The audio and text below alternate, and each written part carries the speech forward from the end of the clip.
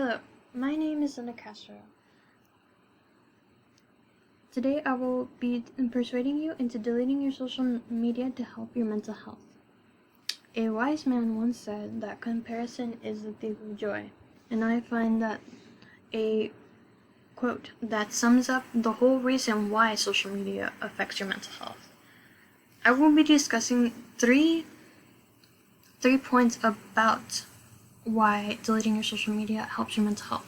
I will be discussing the effects of social media, the causes of those effects, and the difference after deleting your social media that will improve your mood.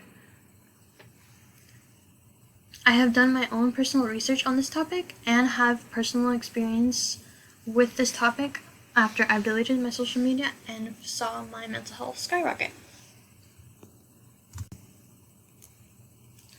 Now, leading into the effects of social media.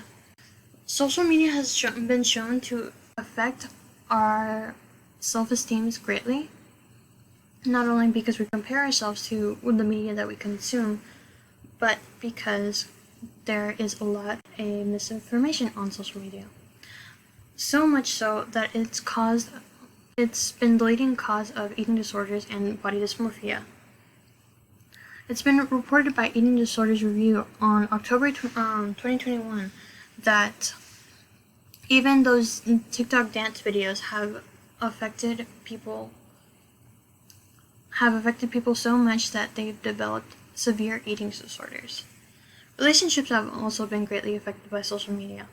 Things like phone addiction and social media consumption has been shown to be a contributing downfall of some relationships, and that was reported by Sexuality and Culture on June 2021. Social media affects not just our self-esteem, but overall mental health and stress. So, Actica Psychiatrica Scandinavia on December 2018 has shown that the certain media consumption that we intake on social media has shown a spike in being worried and us overthinking things like false media, falsehoods, and general overall depression that we will get from consuming all this stuff on social media. Now that I've discussed the effects of social media, I will discuss the causes of social media. The causes of the effects of social media.